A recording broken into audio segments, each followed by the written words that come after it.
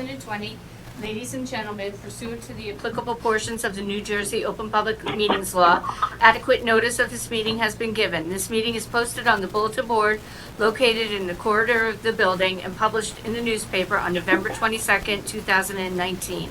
The teleconference information, along with the information on how to participate in the teleconference, was transmitted to the newspaper and posted on the Township website on June 19, 2020. Councilwoman Noonan will offer a prayer, and Councilman Bacchione will lead in the Pledge of Allegiance. Please rise. I would like to say this for our police officers. Almighty God, we pray to you in heaven above. Watch over our dear police officers and protect them with love. Please guide them as they keep us safe both day and night. Hold them firmly in your care should danger come their way, which has been coming every day. Give them true strength and courage because they need it and they're the best. As they still do the end, one more to ask, dear Lord, protect their family and friends and, of course, our military. Amen. I pledge allegiance to the flag of the United States of America, United States of America, and to the republic for one nation, under God, one nation, indivisible, under God, indivisible, with liberty and justice for all. Amen.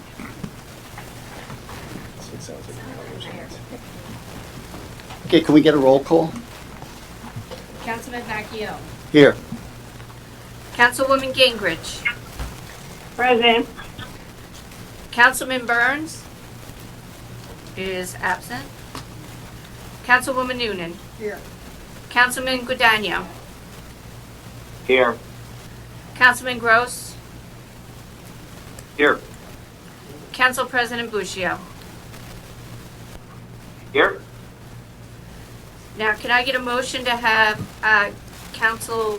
I would like to make the motion to have Councilman Bacchione run the meeting. May I have a second? Second. Make a motion. We have a first and a second by Sophia Gingrich Okay. or Angelo Guadagno. Tied. All in Aye. favor? Aye. Aye. Motion carries. Okay. Okay, item number 4, discussion by administration. John, you want to? Thank you, Acting Council President or Chair. The first item on the agenda, I believe the mayor will speak to, and that's the cancellation of taxes for 100% disabled veterans. Thank you, Mr. Administrator. Good evening, everyone. Good evening, Mr. Mayor.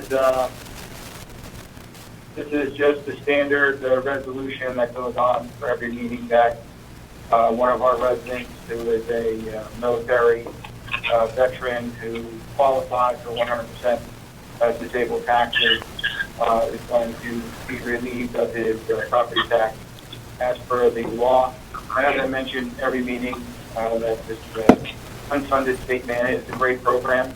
Our veterans, some of them made sacrifices and have injuries that qualify them to the VA administration with 100% service-related disability, and therefore they qualify for the 100% property tax exemption. It's a great program.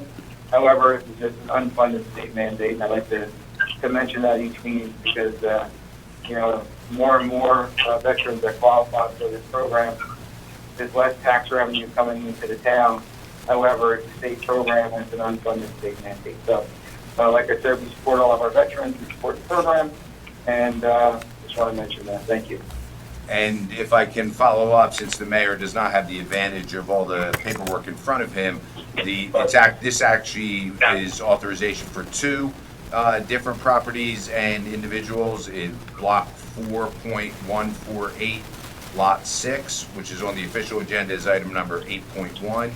And the other one is Block 228, Lot 1.02, on the official as item number 8.2. Item 4B is authorizing cooperative Bergen County agreement. This is an additional cooperative purchasing agreement. We have 3, now there will be 4. This is with the County of Bergen. We have found out that some of the equipment that they have specifically for the police department is even less costly than the other co-ops that we have. So again, more due diligence, always looking to get a better price no matter where we can get it from. and this is on the official agenda, number 8.3. Item C is accepting the donation of property. It's referred to as the Butler Boulevard Extension. It's a homeowner that had this as part of their property, willing to donate it to the township so the township can do some protective measures and work along that area. A lot of the land's underwater, so it had no real value to the property owner, but it allows us to be able to get in there and I don't know, bulkhead work or do some other protective measures. So that's on the official agenda as item number 6. Item number 4D is a cancellation of a lien. This is kind of a unique one. It's block 1750, lot 55. There is a, the township owns the property over in Island Beach State Park. The property, the house itself is the dwelling. It's an agreement with the state of New Jersey. There is a property that was demolished a number of years ago that the state never let the township know about, and there was a lien on the property. So this resolution actually cancels the tax lien on the property from several years ago. That is in Island Beach State Park. The lease itself was dissolved. The Parks office actually confirmed that the structure was demolished at some point in time. So this takes care of that lien and gets it off of the books. And that is on the official agenda, number 8.4. Item 4E are recreation refunds. As the governing body is aware, this year, more than most, we've had to issue refunds because programs that we were hopeful we would be doing when registration opened, as the pandemic continued and shutdowns continued, we've had to cancel them. So one is just a individual person for an Alair Park trip for $10, and that's on the official agenda as item number 8.5. The other one is for several programs, Saturday programs, preschool programs, and it authorizes refunds for any of those programs which we took registrations for and now had to cancel, and those are on the official as item number 8.6. Item 4F is authorizing contract with Robert Wood Johnson Health Center, and I believe Councilman Gross may want to speak to some of the details on that. Yeah, thank you, John. Yeah, so as it turns out, I had concerns in reading over the agenda and all the items therein today. Contacted the attorney, and then of course John contacted you. And it looks like, contrary to what I initially thought reading through it, it's a fantastic deal. Wherein at one time, and John, please step in if I'm not correct in any of this. At one time, we would receive 50% of the revenue or the billing from the insurance company from the paramedics, otherwise known as ALS, Advanced Life Support. You guys did such a fantastic job. You negotiated us to 70%, so that the town is able to garner some more funds through that. And also, there is no balance billing, meaning that anything that's not covered, our residents will not be fiscally responsible for. Is that correct, John? Yep, all correct, and maybe I would only just add that stepping back even further, it was several years that the mayor and governing body members were all wanting to get a similar kind of agreement with Monarch when they had the exclusive ALS contract in this area, and they were never open to or cooperative with us in getting that done, and it was to the detriment of our residents. And I will just say that Robert Wood Johnson Health Center has been very open and cooperative, and it's been a pleasure dealing with them. And yes, now we're at a point where our BLS services will be compensated for, and our residents will have much more reasonable billing just through their Medicare. Yeah, so we have a great program to begin with, and thanks to you guys, even better. So yeah, thank you for the opportunity to speak on that. Item 4G is supporting the Ocean County Natural Lands Trust acquisition of property. It's block 1409, lot 5, also known as 54 Butler Boulevard, and I believe the mayor would speak to some of the details of this situation. Thank you, John. This is a piece of property on Butler Boulevard that was on the market for development. It's 5.5 acres, which could have led to, additional homes, in the 5.5 acre piece. You could probably, put a couple homes on there. So, the property owners contacted us. We sent a letter to the Ocean County Natural Lands Trust Fund, and I believe the discussions, on this, piece of property purchase, were led by, John Bacchione, who was a member at the time of the Ocean County Natural Lands Trust Fund, to champion this purchase for the township. And then it's a partnership with there's an existing house and a small little structure on the 5.5 acre property, and our contribution will be to tear down the two structures and make it clean, and then after the county closes on the purchase. So it's a good purchase for the county. We want to endorse the purchase, and I want to thank Councilman Bacchione for his service and always making sure Berkeley got their fair share of good land that was right for preservation. To always be supportive of that. And that's, I believe, on the official, John.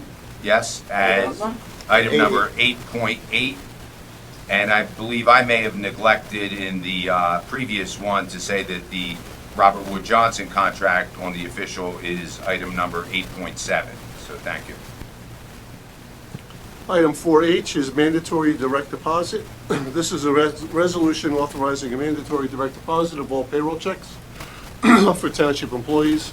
Currently, there's about 94% of the employees already have direct deposit. This brings it to 100%. This will decrease or eliminate associated costs with producing checks or replacing lost checks. It's just another economy and efficiency. And that is on the official agenda, number 8.9. Thank you, Fred. Item I is opposing Senate Bill number S-2261, which impacts the common interest communities. And I think the mayor wanted to speak to that, but I'll get this part out of the way now. It's on the official agenda as item number 8.10.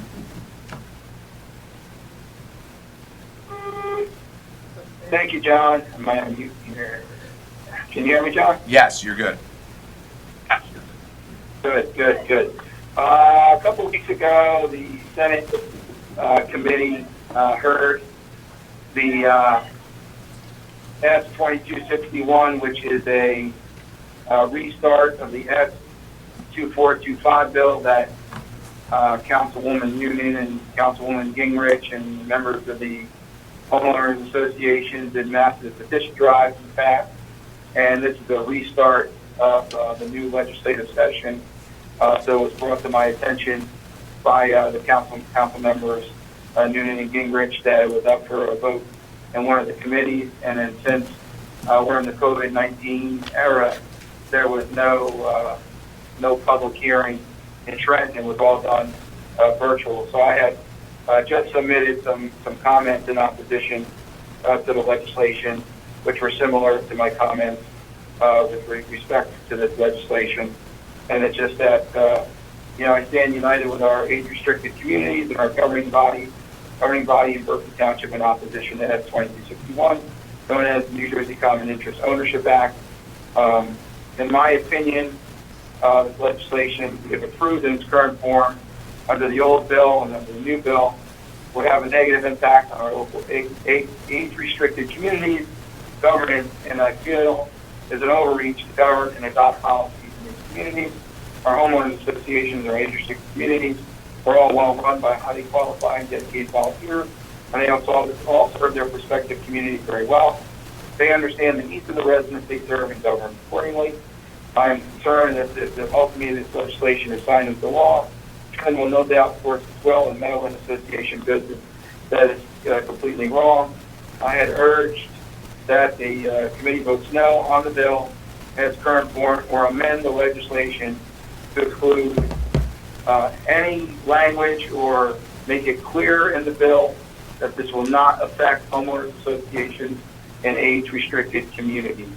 So it passed the committee. There was one no vote, and that was our hometown senator, the 9th District, Senator Connors, voted no. So there is no Assembly companion bill yet, but it did pass the Senate committee, so it'll probably go to the full Senate soon, I'm assuming, and then if there's an assembly bill. So just want to keep the council, I know this is a very passionate issue for Councilwoman Noonan and members of the senior community, as I mentioned, that Councilwoman Noonan, Councilwoman Gatebridge were instrumental in collecting petitions to turn in, and I believe there was over 7,000 to 9,000 signatures that were stored in the governor's office that helped, convince the governor to not sign S-2425, which did pass both the Senate and Assembly last year with a pocket veto. So we'll continue to keep the pressure. I mean,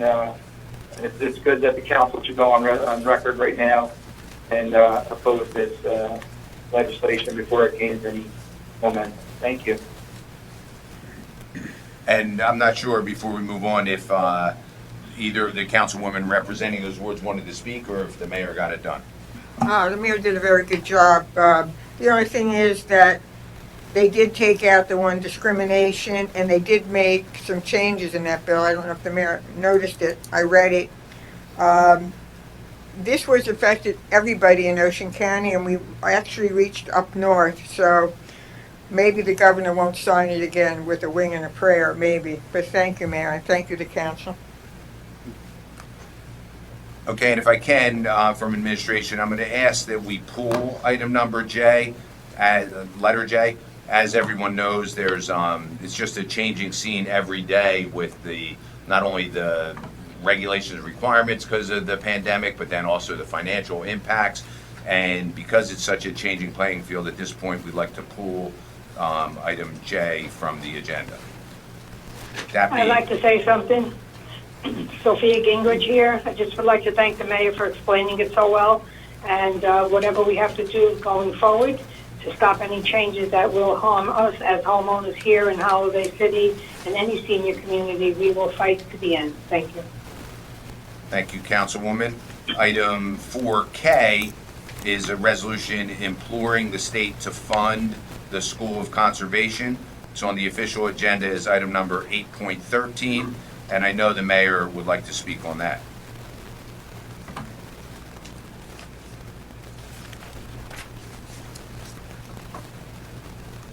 Are you unmuted, and would you like to speak to that, Mayor? I did not unmute. Now I did. Sorry, I put it on mute so you don't hear the background. As John had mentioned, this is the New Jersey School of Conservation, which is located on the Environmental Education Field campus at Montclair State University. It's also known for us Pavilions who have been here for our lifetime. It's Stokes State Forest. And the educational trip, the Berkeley Township School District, for 54, I believe it's 54 years, if my math is correct. For 54 years, the 5th and 6th grade students of the Berkeley Township School District go to Stokes State Forest for an environmental educational field trip. And when I went back when I was in the 5th grade at Bayville School, it was a 3-day, 2-night trip. Since then, now 6th graders go. It's a 2-day, 1-night trip, but it's a wonderful experience. We, residents who've been in Bayville for a very long time, feel it's a rite of passage for our school children to have the opportunity to go to Stokes State Forest for this environmental. A lot of kids, unfortunately, will never have an opportunity to go on a trip up like this. So not only does it enhance the environmental education at our schools, and it's also a nice trip that some kids may never ever have the opportunity to do it. Unfortunately, the funding is in jeopardy, and that's the purpose of this resolution. I'll just quickly read it. It just says the educational program of field experiences in the environmental services, humanities, outdoor pursuits, and social sciences, whereas New Jersey School of Conservation provides educational programs each academic year for nearly 9,000 elementary, secondary students, and nearly 1,000 teachers from about 100 schools. And whereas Montclair State University unfortunately announced it would close the New Jersey School of Conservation as a result of the financial impact of COVID-19 and as well as the lack of state appropriation for its operating and capital expenses. And whereas New Jersey Department of Environmental Protection owns the buildings and the land at the state forest and would take over the management of the land next month if nothing happens. And whereas New Jersey School Conservation provides, as I mentioned, an invaluable long-lasting education to New Jersey students and teachers, and whereas Berkeley Township School District has been sending students to New Jersey School of Conservation for 54 years, and I'm proud, as I mentioned, proud to say that I was one of those fifth grade students at Bayville School.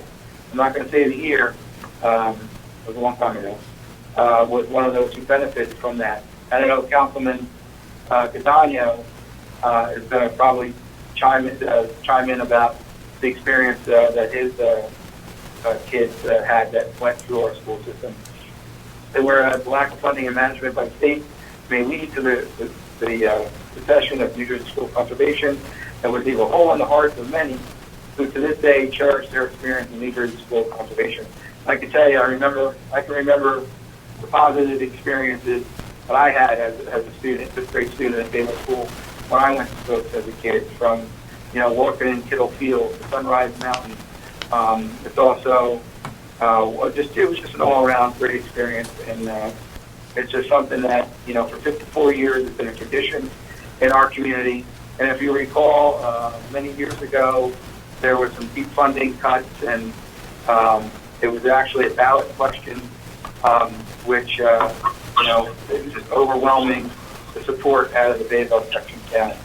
So I want to thank all the previous superintendents, from Dr. Roselli, Dr. Joe Vicari, who's our superintendent of schools, to Bill Soriano, and it just goes on, Bob Siliento, all the superintendents that kept this program as vital as part of our environmental education in Berkeley Township. So we're just asking for a resolution to send, and that the governing body urges the state to allocate funding to continue the operation of New Jersey School of Conservation, which is vital for the education of many New Jersey elementary and secondary school children.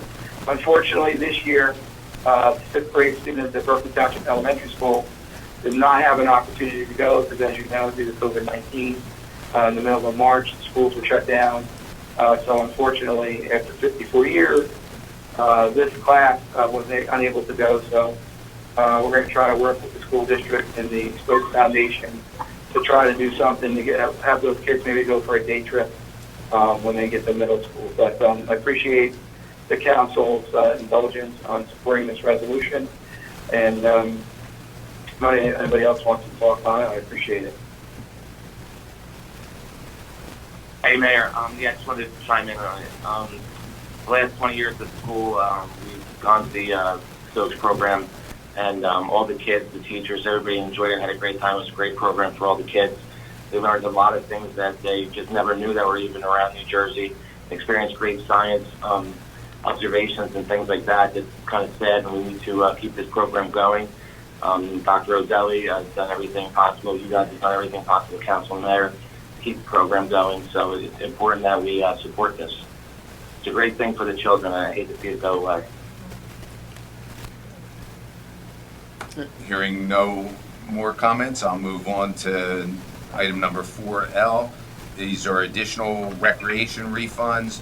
The first one is for beach badges. It was just two different individuals that bought multiple seasonal badges, and they inadvertently made those purchases twice. So we're refunding one of them, and the other one is for several picnics and one person who signed up for a drama program that needed to be canceled.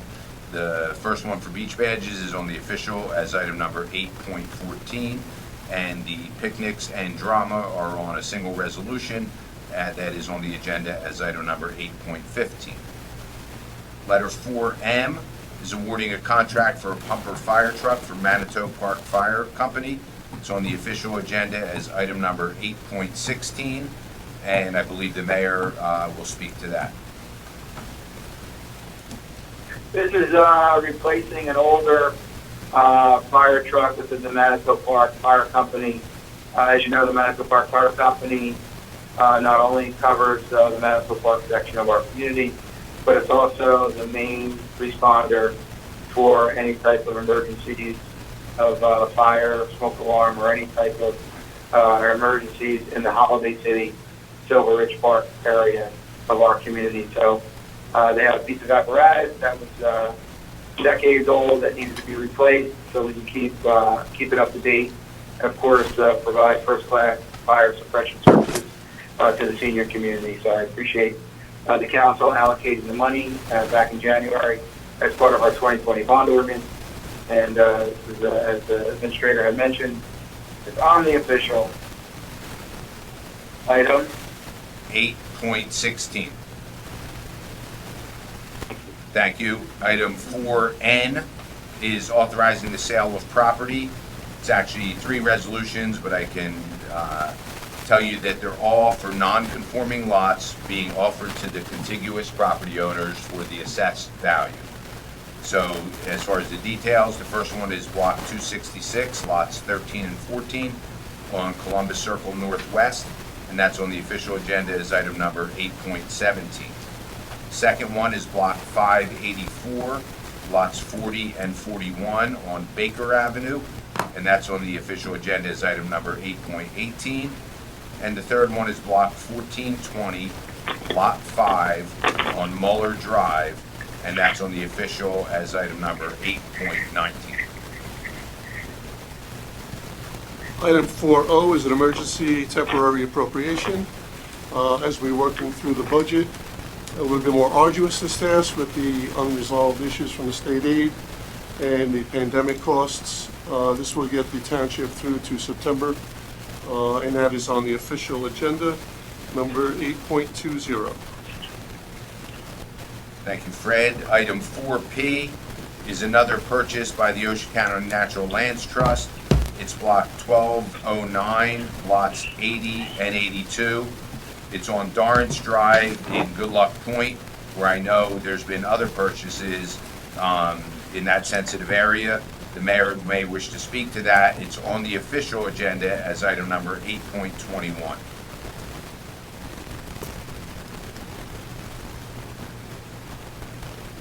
Yes, as you know, the county, the township, the state of New Jersey have been very active in purchasing repetitive loss property in our maritime area. Good Luck Point was one of the areas that was devastated by Superstorm Sandy. So over the years, the state government, through Blue Acres, provided some money to the county through the Natural Lands Trust Fund, and our township has aggressively supported these purchases because essentially, the amount of money that every time a house is damaged in a low-lying area, it raises everybody's flood insurance rate, repetitive loss, continue to have the state or the county lay out money to repair these buildings or these structures or these homes. So in the Good Luck Point, the county through Blue Acres, I want to once again thank Freeholder, the carry, the late Freeholder, John Bartlett, who this program started under back when he was in charge of the Natural Lands Trust Fund, and continuing on today. And of course, Councilman Bacchione, who's been instrumental, as I had mentioned before on the previous, to make sure that Berkeley got its fair share of properties purchased through these programs. So this is just another repetitive loss property that's being purchased. The Natural Lands Trust Fund and the Board of Freeholders wants a resolution of support from the township. We have done this before, and I obviously recommend that we do it again. And it's on the official, John. As item number 8.21. Item 4Q is kind of odd to read today since it reached almost 90 degrees outside, but it's authorization to advertise for bids for the 2021-22 snow season, a 2-year contract for snow plowing. We didn't use it this year. Hopefully we don't need it next year. But if you recall, the last time we went out for snow a couple of years ago, plowing companies, we had a lot of difficulty finding companies, and we actually had to go out several times. So We're going to start early, figured maybe this time of the year when they're thinking heat, I don't know. But that is on the official agenda, number 8.12. Thanks, Fred. Item 4R is authorizing some new picnic permits. Hopefully, we won't be having to refund these. I think the outside gathering numbers are high enough that people are starting to feel some level of confidence. So the first one is Soulsational Music and Wellness. It's at Veterans Park on July 25th. And then the second one is the Wood Family Reunion, which is also at Veterans Park on August 1st. They're both in approval is in one resolution as item number 8.29 on the official agenda. Item number 4S is a request for waiver of use of some pavilion fees in Veterans Park. It's for the Bayville Senior Golf League on August 19th, 2020. And I believe the mayor would like to speak to that. Yes, thank you. This is the Bayville Senior Golf League, which is predominantly residents from the Berkeley Shores area. They have obviously a golf league that's played at Cedar Creek Golf Course, and once a year they have their end of the year picnic at Veterans Park Pavilion, and they always ask us to waive the picnic fees because even though they are an organization, but they're really not an organization that has a lot of money in their kitty. They just, they pay for their green fees and such. So it's something that we've been doing probably since the creation of the golf league back in the 80s. So it's just it's a repeat resolution because I think they have their date set. So we are recommending to waive the fee for the Berkeley Bayville Senior Golf League. I make a motion to waive their fees. We have a motion to waive the fees. We need a second. Is that you, Angelo? We need a second. Did he second that? Second. Okay, we have a second by Councilman Guadagno. Roll call? Councilman Bacchione, Yes. Councilwoman Gingrich, Yes. Councilman Burns is absent, Councilwoman Noonan, Councilman Guadagno, Yes. and Councilman Gross, Yes. Council President Bushio. Yes. Okay, motion carries. Thank you. And the last agenda item from administration is letter 4T. It's the donation of a 1988 GMC truck that the township owns to go to the Berkeley Emergency Response Team. It's on the official agenda as item number 8.30, and it's all yours, Mayor.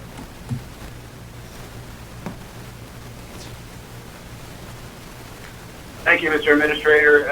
This is a truck that has outlived its useful purpose. The Berkeley Township Emergency Response Team is going to get an updated piece of apparatus donated to them from the Pine Wall Pioneer Fire Company, because as you all remember, last year we purchased a new fire apparatus for the Pine Wall Pioneer Fire Company. So they're handing down their piece of equipment to the Burt, and the truck that's currently used by Burt, as I mentioned, has exceeded its useful life, and it is a township truck, so they had requested that we authorize the donation of that truck to the squad, and then in return the squad would be able to sell it on an open market, sell it, and then the proceeds would go to the Berkeley Emergency Response Team. So it's on the official item, and we're making the recommendation. Okay. Thank you, yes. Any comments from the council on these agenda items? Okay, let's go to item number 5, comments from the mayor. Mr. Mayor? Thank you, Mr. President. Pro Tem. Acting. I said Pro Tem. Oh, pro tem, okay. Yes. I'm glad Fred is there. Fred can elaborate a little bit. So you probably noticed about a week and a half, 2 weeks ago, we mailed out our third quarter estimated property tax bills. Obviously, they're not finalized until we adopt our budget, so we get final state aid numbers from the state. The school districts get their final numbers from the state, so there's a lot of uncertainty out there due to the COVID-19. So as you know, President Trump, Governor Murphy declared a medical state of emergency due to the COVID-19 pandemic. Since those declarations, the governor further ordered all non-essential businesses closed and the opening of many non-essential well. The COVID-19 pandemic has caused negative financial impacts throughout the country, state, county, and here in Berkeley Township. Recently, the New Jersey State Treasurer has announced that it has frozen both the homestead property tax credit and the property tax reimbursement, the PTR freeze, which means Berkeley homeowners who qualify for the homestead property tax credit program and the PTR senior freeze may not receive their benefit in 2020. As you know, the Township Council and I adopted two resolutions at our special meeting the previous Friday. Two resolutions calling on the state to find other expenditures to freeze while providing the money to fund these vital property tax relief programs. Without it, qualifying homeowners for the homestead property tax credit program will see a property tax increase, and those who qualify for the property tax reimbursement, senior freeze, will not receive their reimbursements check in October. As mayor, along with the entire support of the Township Council, thank you. We will continue to voice our opposition to this plan and encourage state officials to fund these vital property tax relief programs for our residents. And then as we continue in 2020, our emphasis remains on long-range financial stability, continued public infrastructure improvement, and our commitment to providing the important services that our residents have come to expect. The reason why we wanted to get the estimated tax bills out as early as possible is because the next property tax quarter is August 1st. So we wanted to get our homeowners as much advance notice as we can so they can properly budget to pay for that quarter. Obviously, there's some bills in the legislature. I believe Senator Bill Powell from Monmouth County had introduced a legislation to extend the August 1st property tax payment for 30 days. So the August 1st, the quarterly property tax payment is due. You have it statutorily till August 10th to pay it without fees or penalties. He's looking to extend it to September 1st. I have not checked to see if there's been any movement on that bill, but as I mentioned, we wanted to get the bills out as early as possible to give our residents ample time to pay them. We are in a financial crunch. I directed the administrator, the CFO, to start scrutinizing every expenditure that we had here in Berkeley Township because we are not sure. I know John has some news that I'm going to ask as a report about partial state aid payments. But we get approximately $4.2 million a year from the state of New Jersey. The governor has said numerous times during his press conferences that he anticipates the state to be $10 billion in a deficit. The state treasurer, on or about the March 23rd, May 22nd, 23rd, around that, put together a plan, as I mentioned at our last council meeting, about all the items that we're looking to freeze and the state's budget. And of course, those two big programs that we're always concerned about is the homestead benefit program. We have the number in the state of New Jersey, about 77,800 homeowners who qualify for the homestead tax credit. And the average credit here in Berkeley Township is between $150 and $200 per home. And the property tax reimbursement program, the senior freeze, we have about 4,200 residents who qualify for that program. So about 45% of our tax population qualify for these two state programs. So without it would be disastrous. It's unconscionable for the state treasurer to make the recommendation on these two property tax programs. They should be looking at other areas to freeze or other areas to cut, not direct property tax relief to our residents who come year after year to expect that. They were supposed to get it on the May 1st tax quarter. Obviously, it didn't happen. We're optimistic that hopefully it will happen at the August quarter, and if not, worst case scenario, these programs will be available at the November 1st tax quarter. So once again, I want to thank the Township Council for their support in adopting those resolutions. I also want to take this opportunity to thank Freeholder Director Joseph Carey for lending his support on the homestead credit and the senior freeze program. He was instrumental in getting the board chosen freeholders to adopt the resolution in our support. I've contacted all 33 mayors in Ocean County, thanks to Karen Stolling forwarding our resolutions on.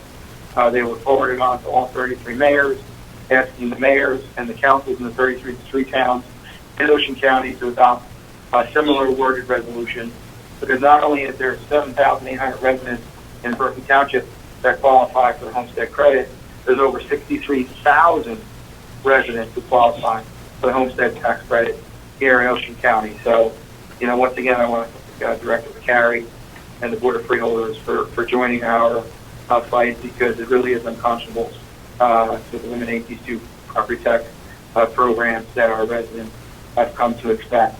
So I want to bring that to everyone's attention. COVID-19 numbers, as of today, we have 712 confirmed cases of COVID-19. Sadly, we had 93 of our residents pass away. Our hearts and prayers go out to them and their families. But out of 712 confirmed cases, that is since they started documenting, so back in March. So out of the 712, I would say a good number of those have been probably already been recovered and back in circulation. From a number standpoint, our population is about 43,000. Our positive COVID cases for our township is about 1.7% of our population. So I want to bring that up. Moving on, as you know, I'm the secretary of the Ocean County Mayor's Association. I teamed up with Mayor Greg Meyer from Stafford, Mayor Bob Sabasic from Point Pleasant, his administrator, Frank Panucci. We penned a letter to Governor Murphy asking him to speed up the opening process. It was a very good letter. We forwarded it on to everybody. 20 mayors signed on to the letter. When the next meeting of the Ocean County Mayor's Association, we're going to adopt it in the form of a resolution, and also a resolution for the homestead credit, and also the property tax reimbursement program.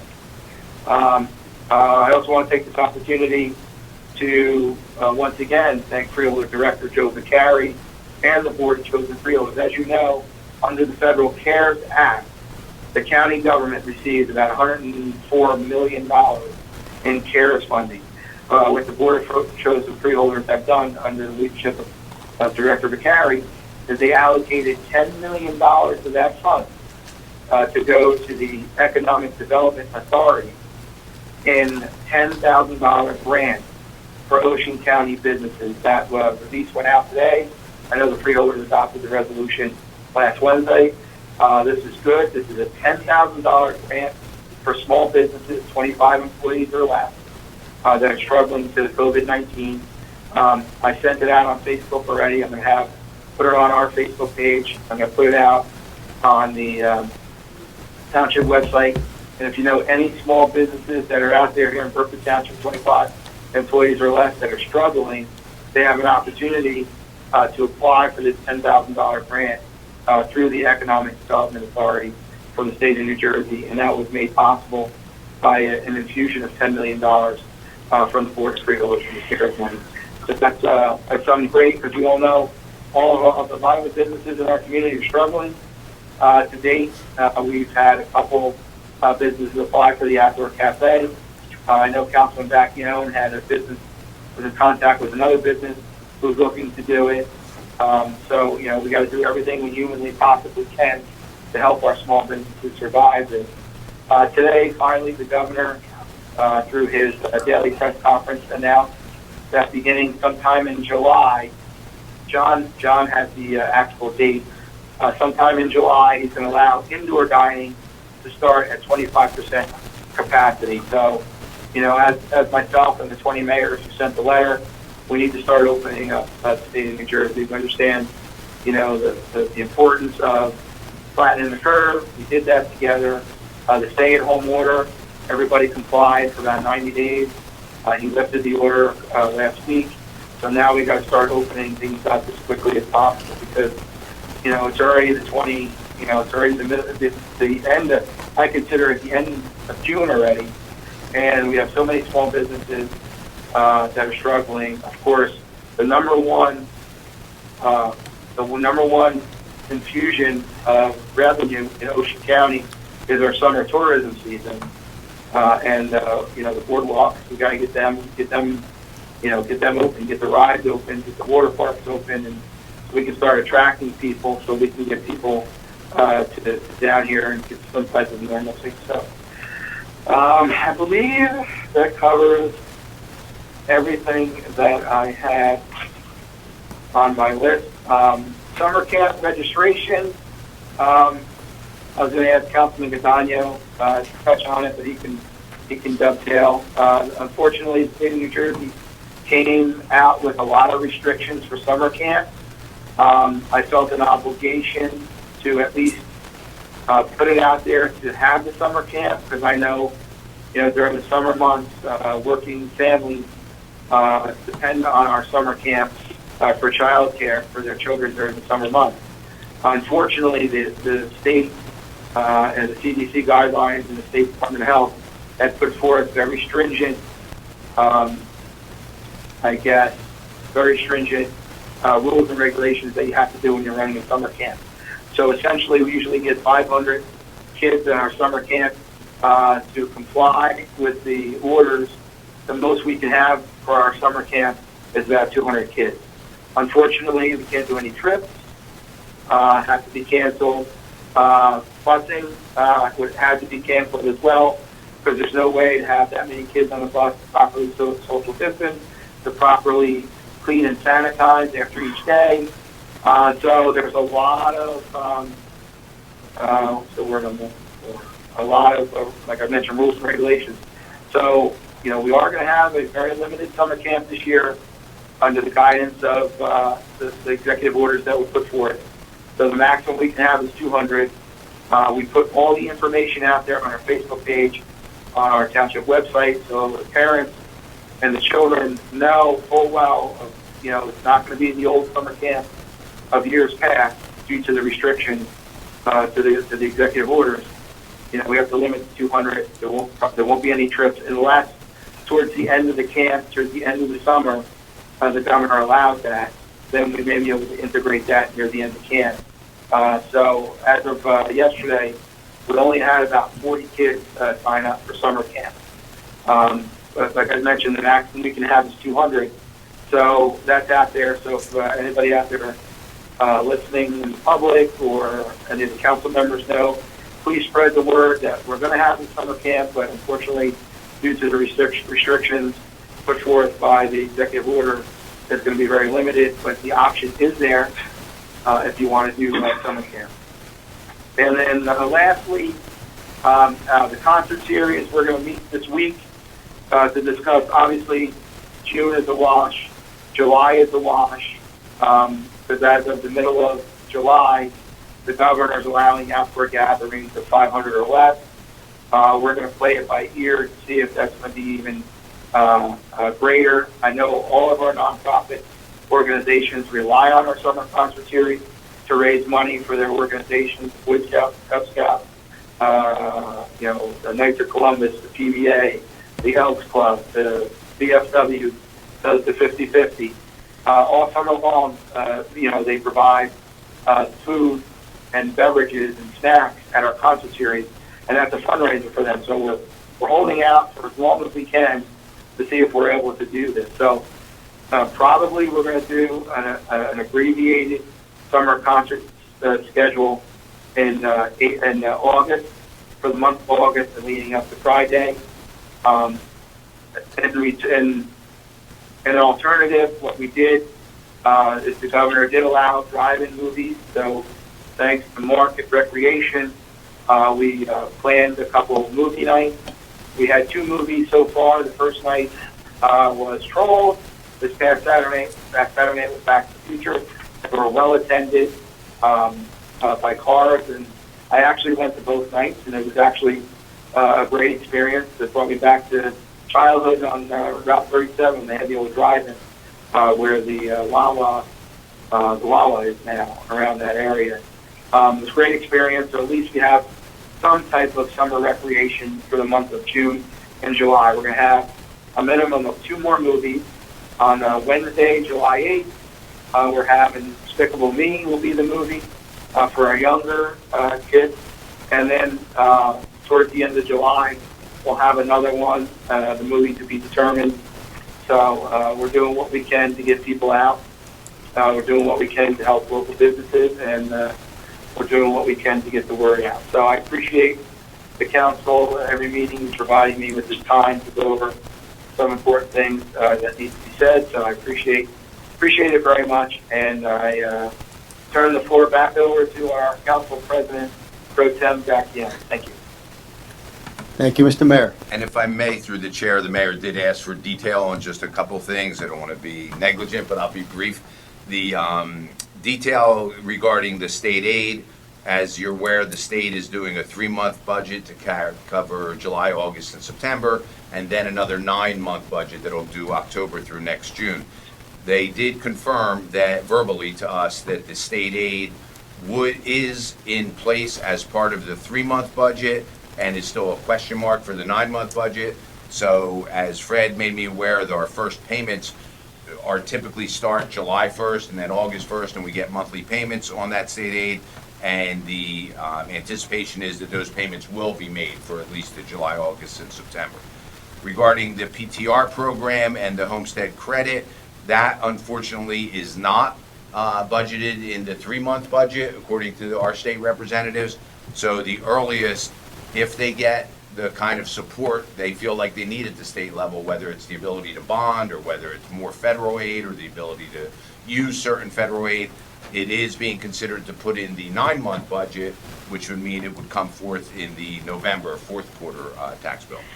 The other little bit of detail, that date is July 2nd that the mayor referred to, so it's coming around quick. I think it's next Thursday, and that is when both indoor dining and the casinos can open up at 25%.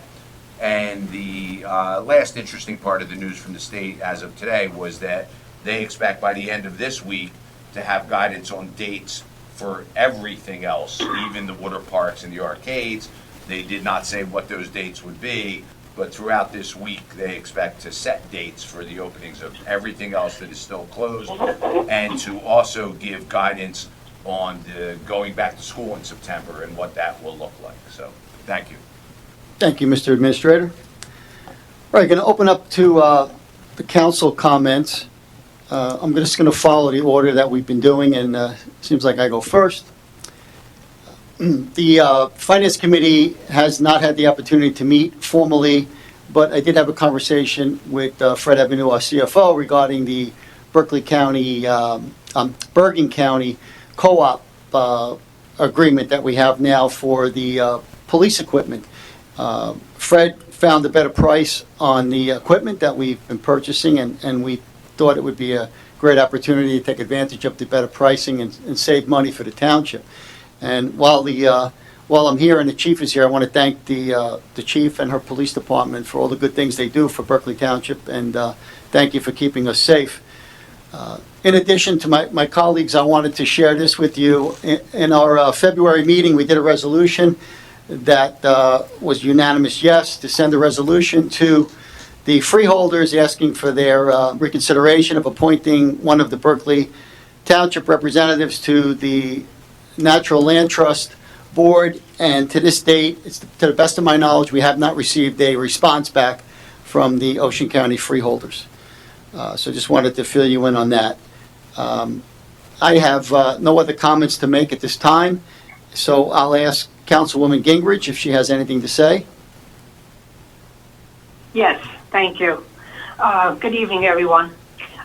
This is in regard to the Holiday City communities and Sonata Bay. I met with John McGinnis, president of Holiday City Berkeley, and spoke with Terry Riccardi of Carefree Board. They were part of the coalition meeting which met last week, and they discussed different things that happened amongst all these communities.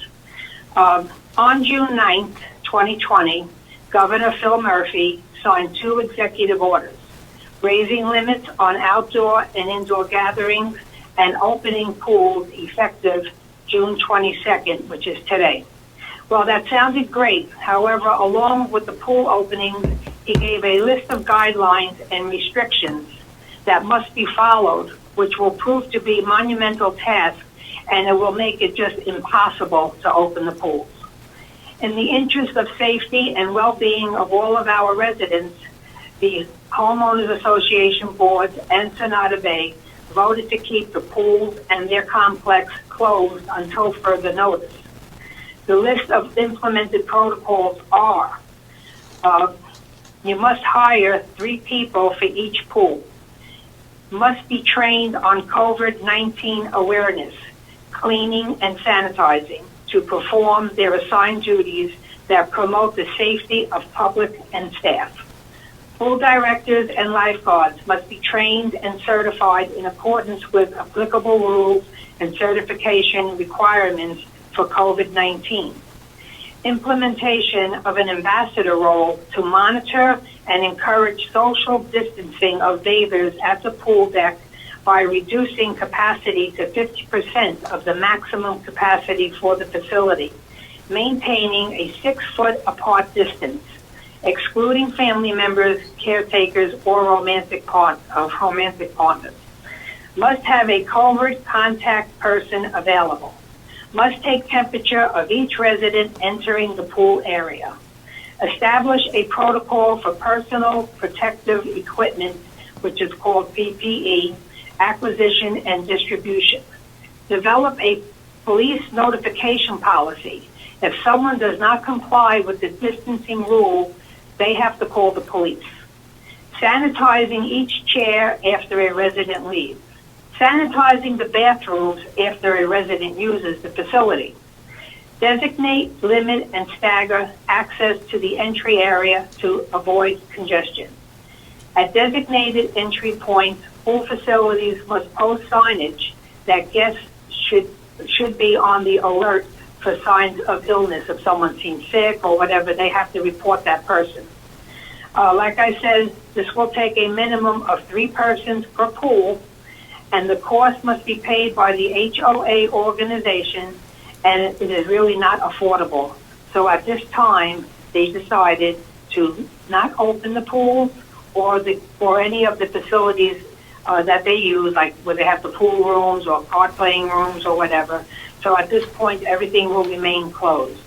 And that's the sad news that I have to give. I'm sorry that I had to report it this way, but this is what's going on, and we just have our hands tied right now. But thank you all. Stay safe and be well. Thank you.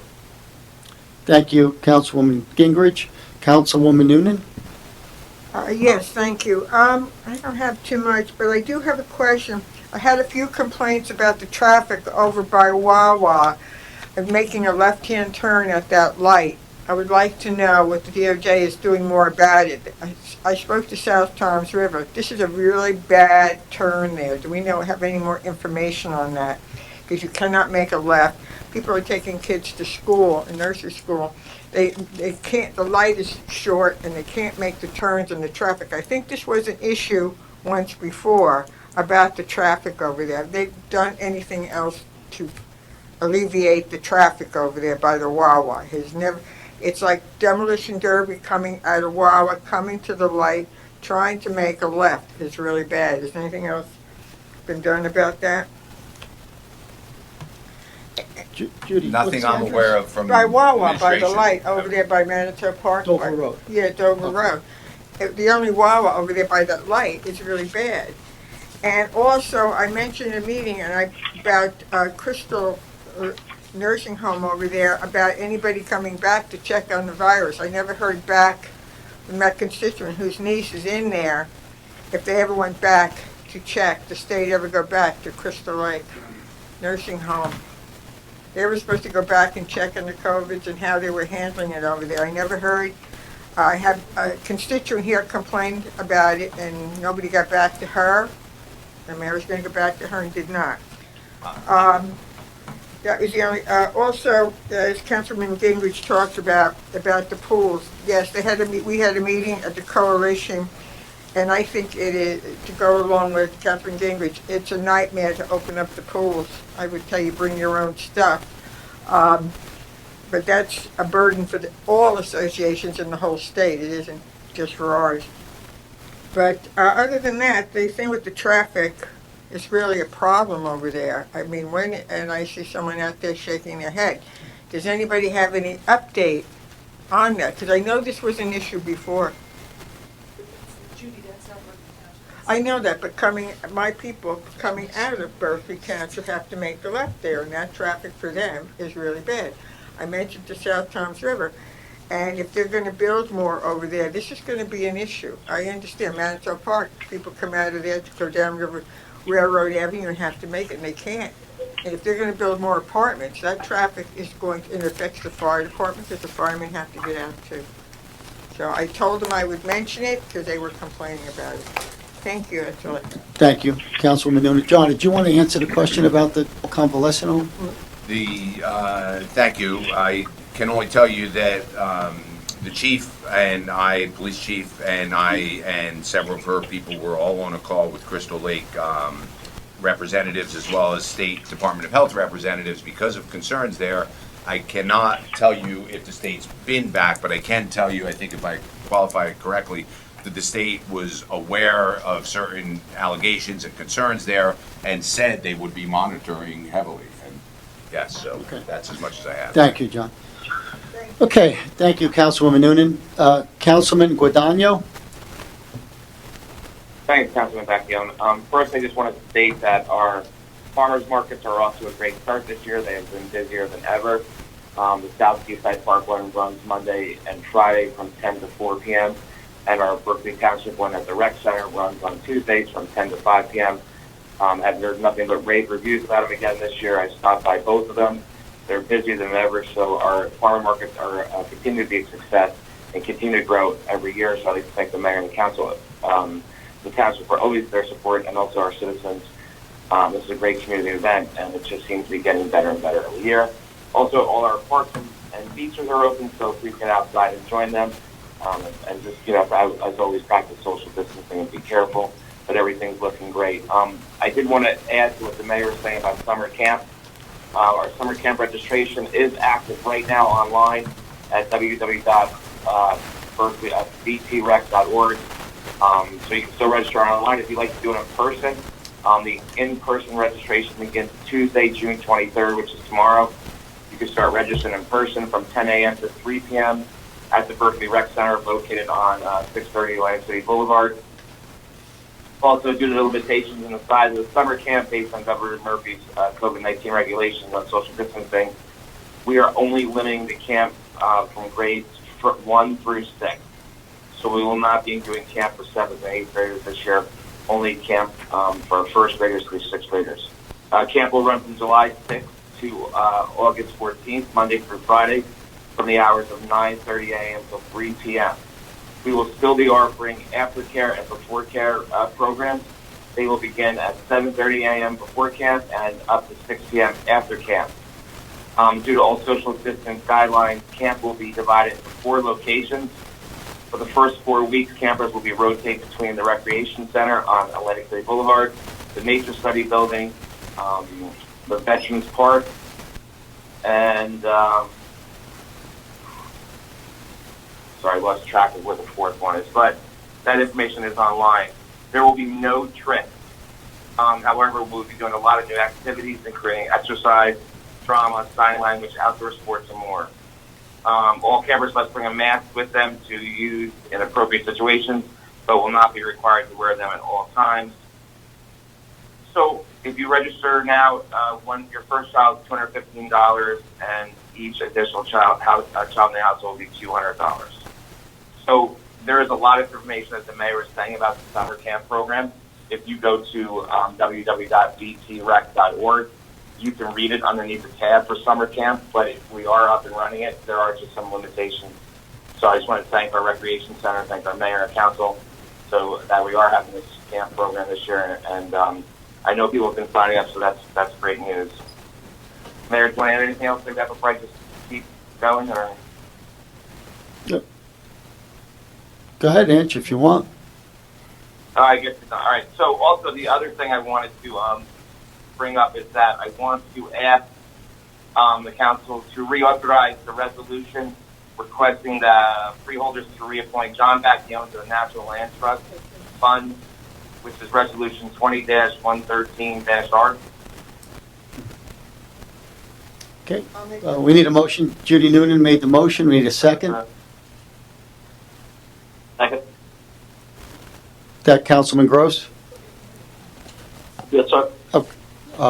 Roll call? Councilman Bacchione? Yes. Councilwoman Gingrich? Yes. Councilwoman Noonan? Yes. Councilman Guadagno? Yes. Councilman Gross? Yes. Council President Buccio? Yes. Motion carries. Thank you. Just for the record, this is the second resolution we're sending to the freeholders. We sent one in February and we're sending one now. We haven't gotten a response. As I mentioned earlier in my comments, we have not gotten a response back from the freeholders to the best of my knowledge, unless, Madam Clerk, did we get a response? No response. No response. Mr. Attorney, did we get a response? No, there was no response. Mr. Administrator? No response. Okay. So, thank you all for that resolution and that vote. But let's hope we get a response to this one. Do we have a dog in it? All right. John, can you say some more things? Councilman Guadagno, go ahead. Also, just want to let everyone know that a couple weeks ago, Councilman Bacchione and Councilman Gross met me at Vet Park, and like I've been talking about, we're trying to find a way to get a mile walking path at Vet Park. So we have been out there. We tried to map something out. We're just waiting something back from the engineers to see how we can make a mile track and put it safely at Vet Park. Also, I just wanted to say great job by the mayor and the council and the recreation department for the movie nights that we've been having. We've been sold out to the movie nights. There's been 100 cars, I think, for each time we've had it. Last time it was just Back to the Future. So it seems like it would be a great program that we could continue for our residents throughout the year. That's it, Councilman Bacchione. Thank you very much. All right. Thank you, Councilman Guadagno. Councilman Gross? Nothing to report, thank you. Thank you. Council President Keith Buccio. I think everything was covered, but what I do want to emphasize, going along with the mayor said, that we need to do everything possible as a council and also as residents to support our local businesses. It's vital to our local economy. These businesses create jobs, the businesses pay taxes, so now more than ever they need us. So that's one message I just want to reiterate what the mayor said, how important it is to support our local businesses as they try to recover and come back from COVID-19 and from the, being shut down for almost 3 months. So that's all I had to say, and just wanted to add that. Thank you. Thank you, Council President. Any other comments that anyone missed that want to make a comment from the council? Yes, this is Councilwoman Gingrich. Could I make one more comment? Sure, go right ahead, Councilwoman. This Friday, we have the food bank truck, and we've been having the crisis food bank every 10 days. And I have to tell you that we've had at least 200-300 people coming to the crisis food bank every 10 days. The next one will be next week, Thursday. And anyone that needs any kind of help, and you'd be surprised, people do need that help, they should come to us and just come online, and we will give them the food. And that's what I have. Thank you. Thank you. Mr. Mayor, any last comments? He's off. Okay, item number 6, discussion by Township Attorney, Township Engineer. My apologies, Thank Alan. you, Acting Council President. Item 6A is a maintenance guarantee release. Bayville Dollar General Retail Store was the applicant. All the bonded improvements have been completed, and we recommended that release in our 6/1/20 letter to the mayor and the council. It's on the official item 8.22. Item 6B is a performance bond release it's to Earl Asphalt was the contractor. It's a 2019 NJDOT Jamaica Boulevard Phase 3 road reconstruction You guys project. hear me? No. Yeah, I hear you. We just heard somebody now for the first time. Yeah, that's me. I guess you guys put me on mute. Because I was trying to speak before you guys went on to engineer, so I Okay. hung up and dialed back in. Okay. I mentioned about the food bank, if you want to add to that, about the crisis ones, the next week Thursday, and then this Friday is our regular food bank, which we have once a month. Oh, great. Maybe you'd like to add to that?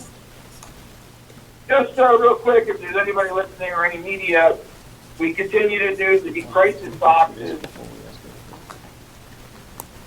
Once every 2 weeks, the crisis kits we get from Fulfill, formerly the Monmouth Ocean Food Bank.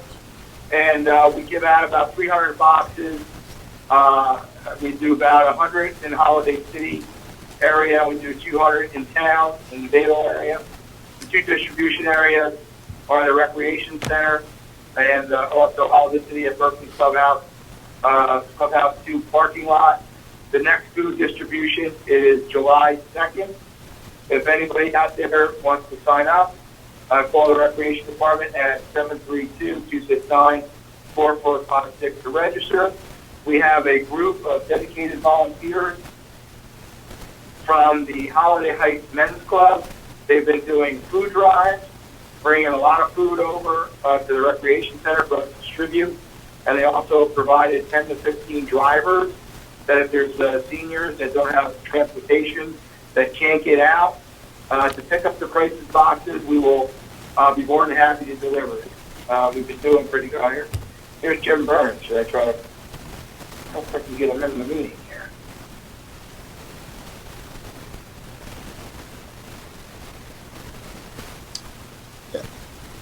Mr. Mayor, are you done? Jim, are you in? Is Jim Burns in? Can you still hear me, John, or no? We hear We hear you. And I don't think Bob has seen anything of Councilman Burns trying to get into the meeting. I've been on for a half hour. Okay. He's there. Here he is. You hear me now? We hear you. Yes. Now. Yeah, All right. I hear you. Yeah. I've been on for a half hour. What the Stay hell? focused. All right, All right. being recorded. All right, Mr. Mayor. Get my yes vote on the, Did you get my vote on the resolution? No, No. honestly, Councilman Burns, this No, is you- the first we've heard you speak. I mean, going on and off mute, speaking. Did you have me muted? Well, Yes, Bob said there was no initial sign-in, I think, and therefore you were muted, so we apologize. Technical difficulties happened to keep one council person offline, I'm sorry.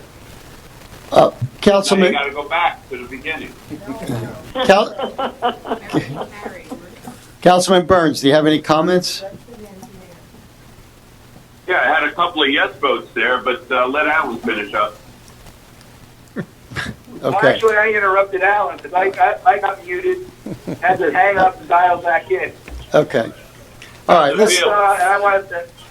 let's let Alan finish. Go ahead. Okay, item Mr. 6B is a performance bond release. Earl Asphalt Company was for the 2019 NJDOT Jamaica Boulevard Phase 3 road reconstruction project. We recommended that release in our 6/10/20 to the letter to the mayor and council. It's on the official item 8.23.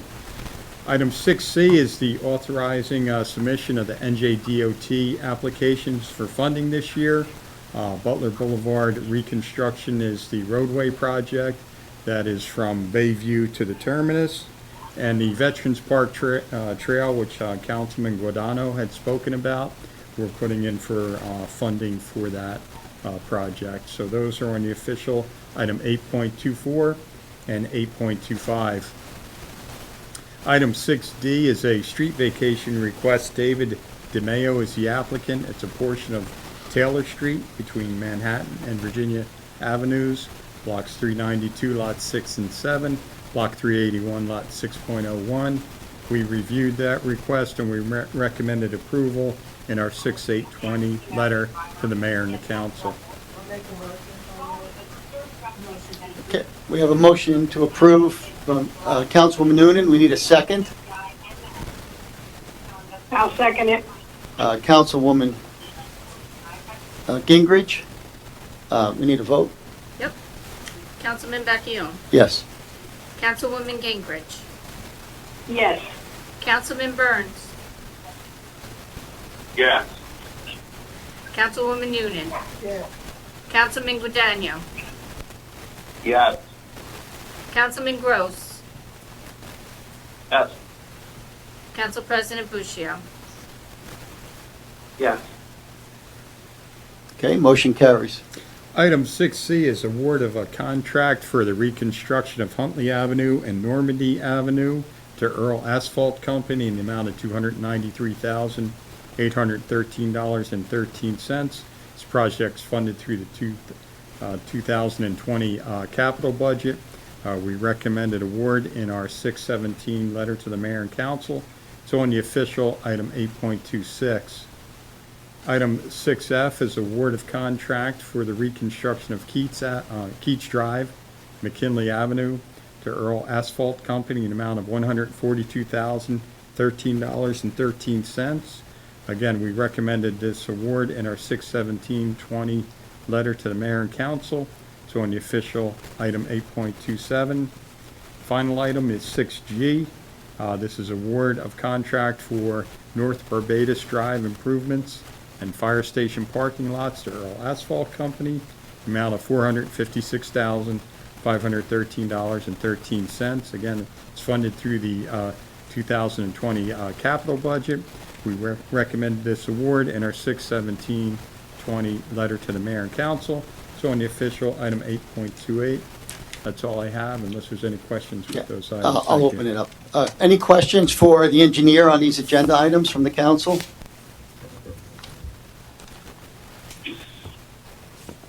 Hearing none. Before we open up the public portion, Councilman Burns, did you want to make any comments? Yeah, John, I do have a few. I've been running around patio dining, and it's been working out real well. And every day I've been talking to Moores, Fish, Diesel. Most of our places have never done as good in all their years. A's, you know, all the local businesses.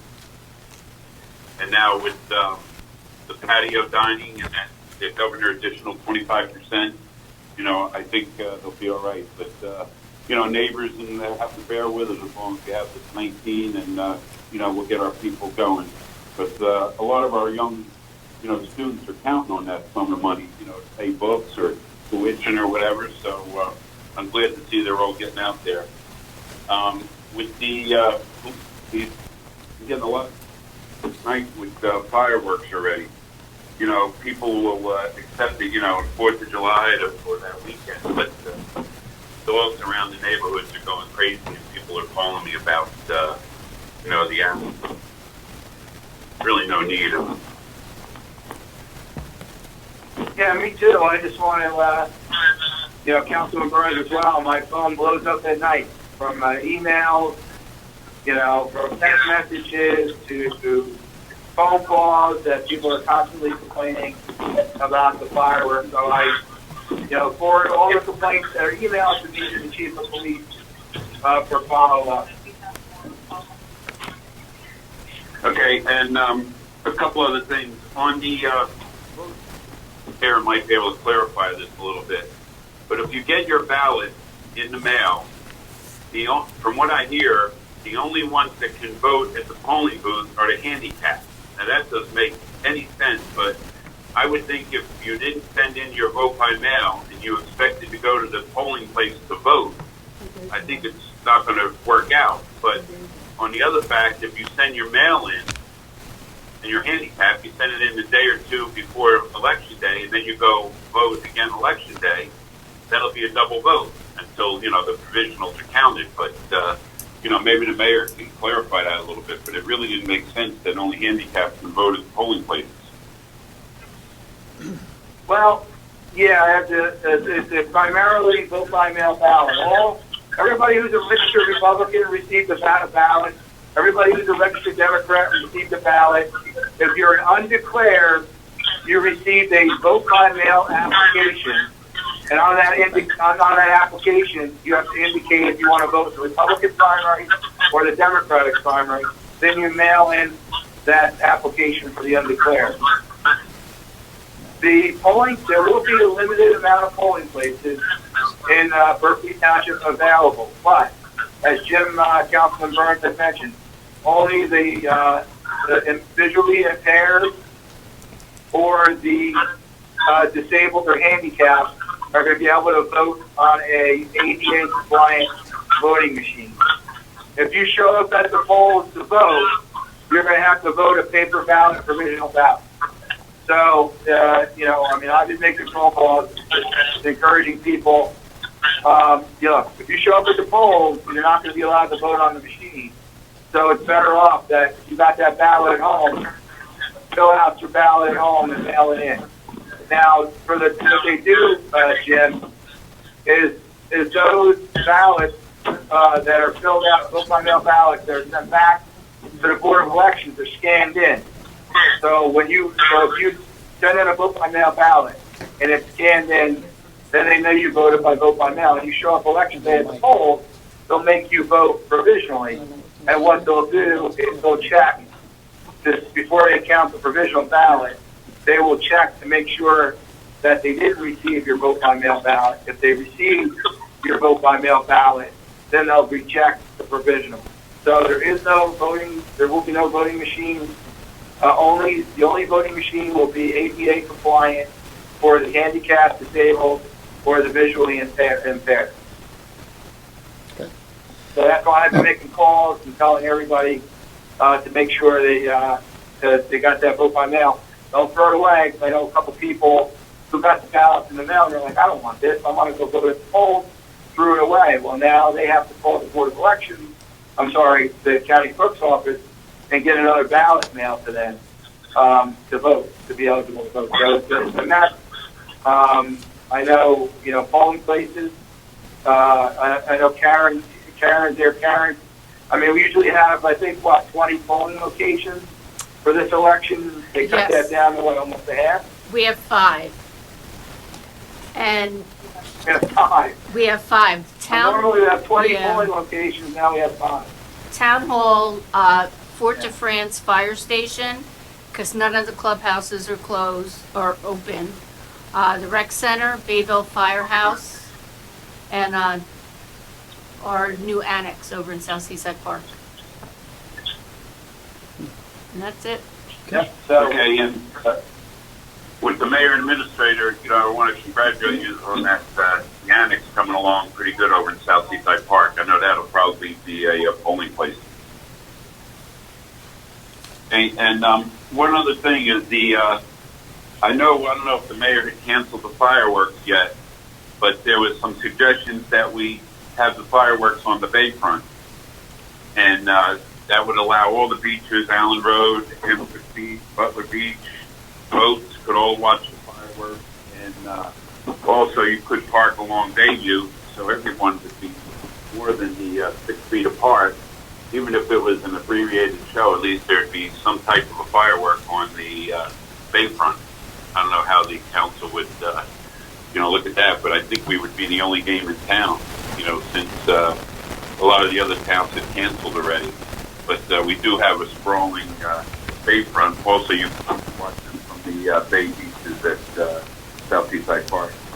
And one other thing is we got to stay on the beaches and parks a little bit more. That that's the only thing people have now on weekends. And I know we're getting a lot of out-of-towners coming to the beaches, but we need to keep them cleaned up for the weekend. So that's all I have. And thanks for tonight. Thank you. All right. Thank you, Councilman Burns. Thank you, Mr. Mayor. Okay, before we open up the meeting for public discussion, I ask everyone to be patient who's on the phones. When you're asked to speak on the phone, please give your first name and your last name. Let us know your address so that we can identify you. There's people here in the audience who I'm going to ask to speak first, just to expedite the public speaking. First on the list, we have Donna Renderio. Did I say that right? Now, do you want to wait until we get to the official agenda item? Okay. Okay, thank you. Next is Mr. Mike McNeil. Do you want to also wait for the officials? You can comment on that. All right, that's the only people we, sir, did you have any comments to make? Anyone else in the audience? No? Okay, we'll go to the phones. Bob, do we have anybody that wants to speak from the phones? They're all unmuted, but nobody identified themselves. Okay. Yes, What? Hold on one second. Okay, Freehold Director Joe McCary. Oh, Freehold Director. Welcome to the Berkeley Township Council meeting. Thank you. I've been listening, and I'm very impressed. It was very informative and very businesslike. I hope I'm not speaking in front of anyone else. If I am, I apologize. But I just wanted to say one thing, how professional not only your mayor and council have been, but it's very relevant to what's happening today. And people are looking for public officials like yourself, where they can have trust and confidence. And you epitomize, in my opinion, what should be taking place, not only in which is in Ocean County, but throughout the state of New Jersey. But I want to compliment a few people for doing a great job as director of the Board of Freeholders that I've been working very closely with. And one has to be Councilwoman Judy Noonan. When she first came to me last year with the homeowners age-restricted community bill, she was the first one to mention it. She did an outstanding job, and she was right on, and she made a difference for the senior community, not only in Ocean County, but throughout the state of New Jersey. So, Judy, you did a great job, and I want to really thank you. Can you hear me? Thank you, Freehold. Okay. I'm very flattered. The next Thank person, Jim Burns came to our meeting, and he spoke about the Veterans Clinic, and we passed a resolution, a meeting with our congressman trying to get a new, not a modified one, a new Veterans Clinic in Ocean County, and Councilman Burns, who's also a veteran, did a great job. And also with our veterans, as you probably know, we get a lot of calls, and they're asking now for one day, July 4th. I went directly to the governor to raise the American flag, full staff, out of respect for the over 40,000 Americans that have served in just Ocean County. Most of those who served as veterans are in Berkeley Township, so we're waiting for the governor to get back. I understand why the flag's at half staff, but our veteran, Mr. Burns, has done a great job with that. But I want to just talk a few minutes now about John Bacchione, our councilman, working with the small business community. Came to me several months ago, and we appropriate $10 million. $10 million we have for the small business loans, and one of the reasons is because of John Bacchione working and say, you know something, Joe McCary, we need EDA grants. We don't need loans. We need grants for the small business people. And John, I heard your comments about your resolution as far as the public land, and I know you had a good attendance record, so you made a good point that I'll be expecting to get your resolution over the next several days. But I just want to commend again Mayor Amato for what he's been doing. It seems like a lifelong fight for a senior freeze and homestead rebate. I've been working as a freehold since Len Connors was working with us 32 years ago, and this should have been permanent. They cannot hold the people of Ocean County and the state of New Jersey or senior citizens hostage because they want to borrow over $5 billion. And that's an absolute disgrace. The freeholds will be talking about it again on Wednesday, As you know, 2 weeks ago, I did a news release, and we're going to pass a resolution. That is our most important issue as far as helping our senior citizens in Ocean County. And it's what Councilman Newbridge said before, Sophia, you're right on with the swimming pool. And the regulations are so tough, so restricted, that they cannot open a pool for anyone in the state of New Jersey. If the state had restrictions like that, Sophia, on spending and borrowing money, the state of New Jersey would not be in debt. And you're absolutely correct. It's just a terrible, terrible thing. And many of our senior communities that have a swimming pool cannot open it. They want to conform with the state regulations, but they just cannot do so. But I just want to commend what you've been doing in Berkeley Township as far as the leadership role you've been taking and leading the way. I know sometimes it's not in the news media. We listen to what you say. You were the first town to come out against the Parkway toll increases, again with Route 9. Unfortunately, the state of New Jersey pulled the money for the improvements on Route 9. And who is going to hurt the most? It's going to hurt Berkeley Township. So again, I just want to sum up. I really appreciate what you've been doing as the premier community in Ocean County. The mayor and I, Mayor Amato, with municipal aid, and your administration is absolutely totally correct. They don't make a decision, they delay it, and they leave us in a very difficult position. One of the things that I've always admired about Berkeley Township is you always do more, and your legacy has always been for the elderly and the vulnerable people in Ocean County. And those senior citizens, and you have the most in the state, it's about the highest percentage that we do have, and we're not going to forget them.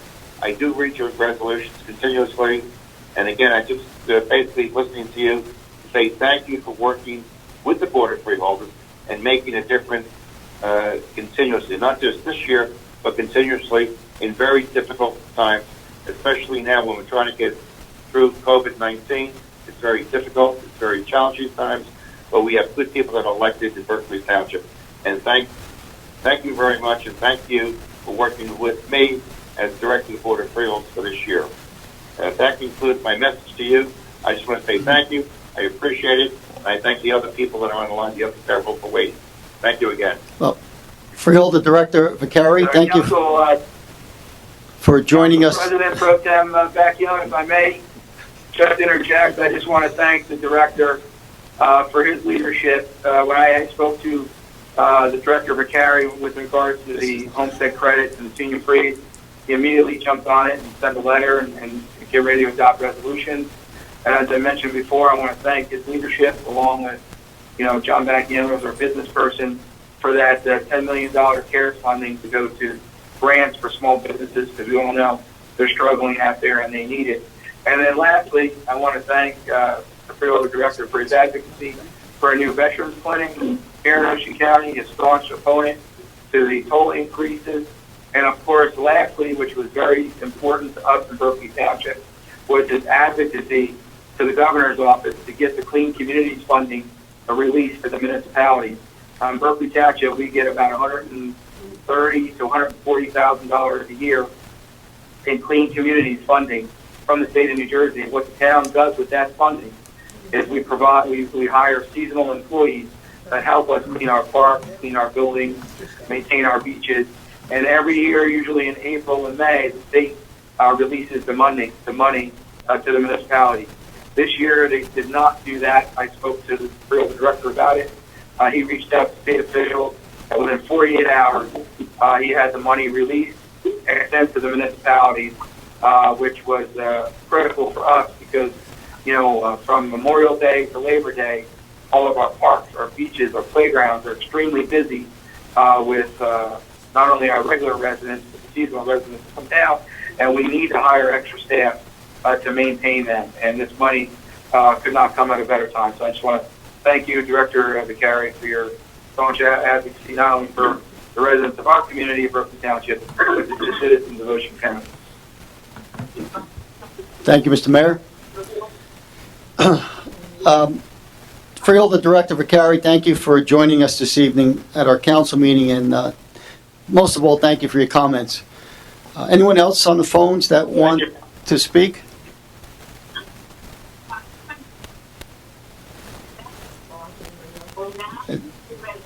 Two people? What, they got names? No names? Okay, if anybody wants to speak, speak now, or we'll close the public portion. I'll make the motion to close the public portion and adjourn. I need a second. Judy Newton made a motion to close the public portion and adjourn the meeting. We need a second. I'll second it. Sophia Gingrich with the second. All in favor? Aye. Aye. 3 ayes. Have it. All right. All right, we're going to go into the official meeting momentarily. This is the official meeting of June 22nd, 2020. Ladies and gentlemen, pursuant to the applicable portions of the New Jersey Open Public Meetings Law, adequate notice of this meeting has been given. This meeting is posted on the bulletin board located in the corridor of this building and published in the newspaper on November 22nd, 2019. The teleconference information, along with the information on how to participate in the teleconference, was transmitted to the newspaper and posted on the Township website on June 19, 2020.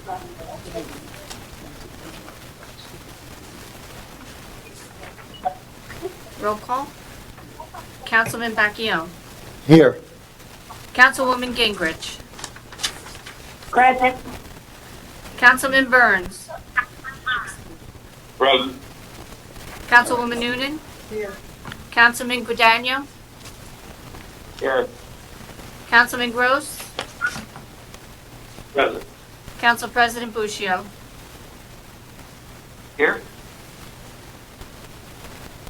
Okay. Approval of the minutes for May 18, 2020. Make the motion. We have a motion by Councilwoman Noonan, second. We need a second.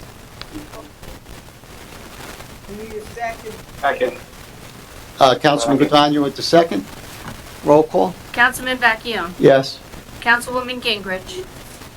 Yes, I'm sorry, my phone keeps breaking up. But go ahead. Councilman Burns.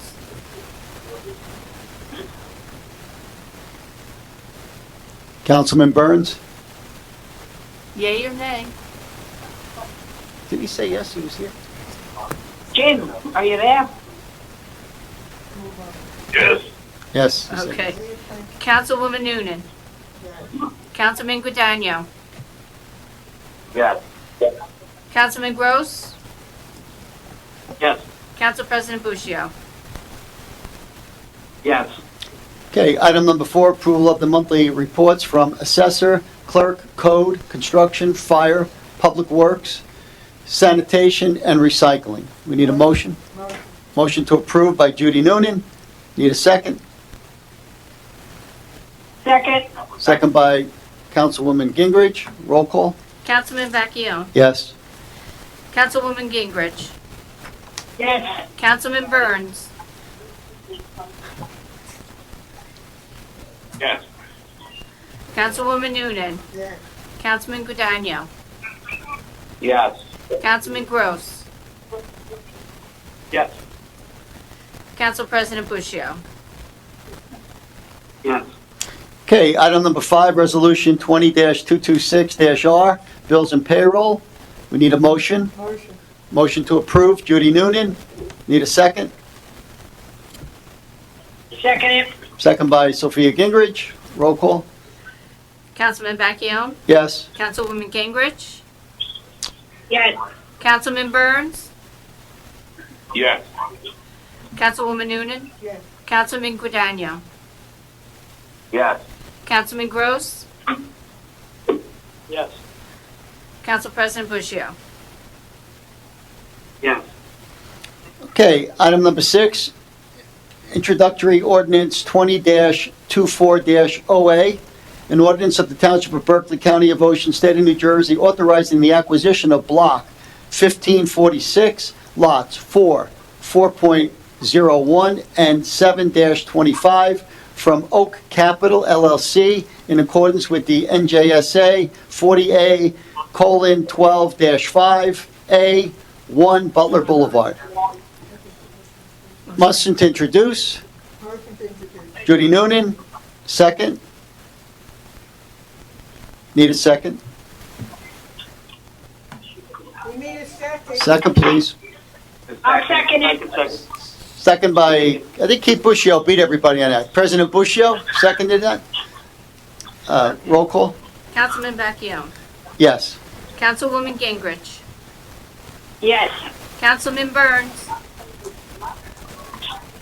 Yes. Councilwoman Noonan. Councilman Guadagno. Yes.